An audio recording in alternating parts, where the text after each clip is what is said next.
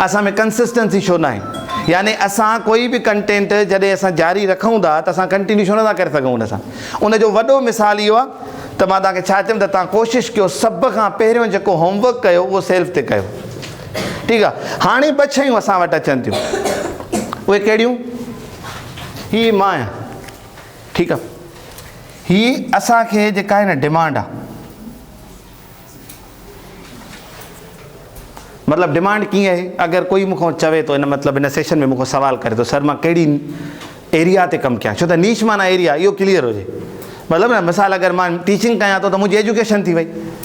अगरि को व्लॉगिंग करे थो त उनजी छा थी वई? एंटरटेनमेंट थी वई, ट्रैवलिंग, इहो सभु एंटरटेनमेंट नीश में अची थो वञे। एजुकेशन में छा? पढ़ाइणु। अच्छा, टेक्नोलॉजी में, रिव्यू में छा आहे? उहो मतिलबु छा अची वेंदो? असां टेक्नोलॉजी नीश अची वेंदी, उन में तव्हां कमु कयो था। ठीकु आहे। हीअ हिकिड़ी डिमांड आहे जेका असांजी हिन वक़्तु हले थी। पर मां हिकिड़ी ॻाल्हि तव्हांखे कंदुमि, कोशिशि कयो त तव्हां वटि हिन वक़्तु छा आहे, इन ते वधीक कमु कयो। ठीकु आहे न। मिसाल, अगरि तव्हांखे मां त चवां वीलॉग्स हलनि था, तव्हांजे अंदरि में को व्लॉगर आहे ई न त कीअं हलंदा? असां ख़बर अथव रस्तो तॾहिं मटाईंदा आहियूं जॾहिं उबतो मोटंदा आहियूं। व्लॉगिंग हले थी, तव्हां व्लॉगिंग शुरू कई, तव्हांजे अंदरि में को व्लॉगर ई न हो, न तव्हां कमु छॾे ॾींदव। ठीकु आहे। असांखे कोशिशि किथे करणी आहे? हिते पाण ते। जे मां तव्हांखे ॿुधायुमि न त अगरि तव्हां जेतिरो वक़्तु पंहिंजो पाण ते फोकस कंदव त पोइ तव्हांखे ख़बर पवंदी। त पर मूंखे हिकिड़ो वॾो नुक़सानु इहो थियो त 10 सालनि खां पोइ, 12 सालनि जी इन्वेस्टमेंट खां पोइ मूंखे ख़बर पई आहे त मुंहिंजी वीडियोग्राफी हॉबी आहे, नीश में न आहे मुंहिंजे में। त तव्हां असांखे बि सभ खां पहिरियां सेल्फ ते। हाणे ॿियो सुवालु आहे, सर ठीकु आहे तव्हांजी ॻाल्हि भली त असां पंहिंजो सेल्फ ते कमु कयूं, पंहिंजनि शयुनि खे वधीक एक्सप्लोर कयूं, कीअं? मतिलबु नेक्स्ट क्वेश्चन इहो हुजणु घुरिजे त बाबा ठीकु आहे असां हिन खे छॾियूं था जेको ट्रेंडिंग में हले थो। असां हाणे किथे कमु कंदासीं? सेल्फ ते कमु कंदासीं।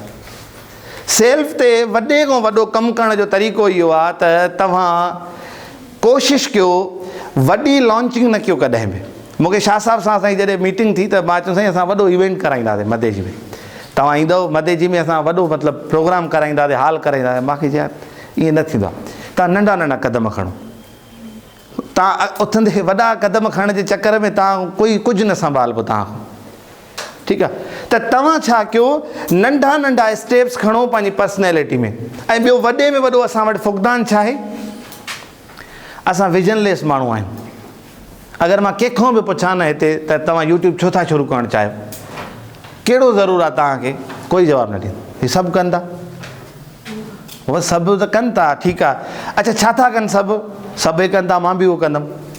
माना असां छा कंदा आहियूं, जेका हवा हले थी असां ओॾे मूव कंदासीं। त असांखे वधि खां वधि नीड छा आहे त असां विजन, पहिरियों त जेको आहे न असांजो जेसि ताईं विजन क्लियर न आहे, ठीकु आहे, कुझु बि न आहे थियणो। ऐं हमेशह यादि रखी छॾियो, घटि में घटि अगरि को मक़सदु रखो त 10 सालनि जो रखंदा कयो। मां ख़ुशकिस्मती सां अहिड़ी फील्ड जो हिसो आहियां जंहिंमें 20 सालनि खां पोइ पोख तयारु थींदी आहे। माना टीचिंग अहिड़ो शोबो अथव, तव्हां कंहिं बि ॿार खे, मिसाल इहा नंढड़ी आहे न, इहा अलिशबा या सुनहरा, असां सोना चवंदा आहियूं हिनखे प्यार में, इहे तक़रीबन 5 क्लास खां मूंसां आहिनि।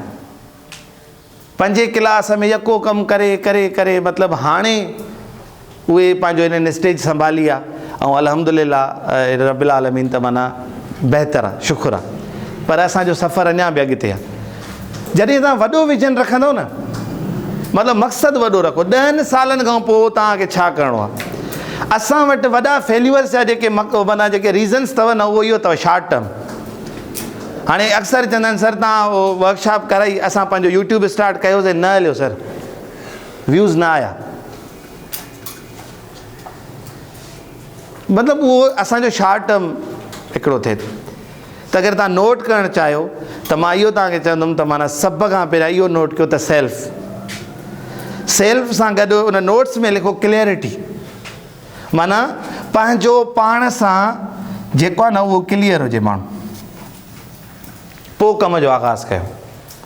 पोइ यकीन कयो हाणे मां अक्सर के मतिलबु जेके यूट्यूबर आहिनि न उहे भई कंटेंट लाइ परेशान हूंदा अथव, मतिलबु कंटेंट कहिड़ो ठाहियूं छा हुजे, पर जंहिं ॾींहुं तव्हां पंहिंजे ज़ात जे हुन जुनून में कमु कंदव न तव्हांजे कंटेंट जी परवाह ई न रहंदी।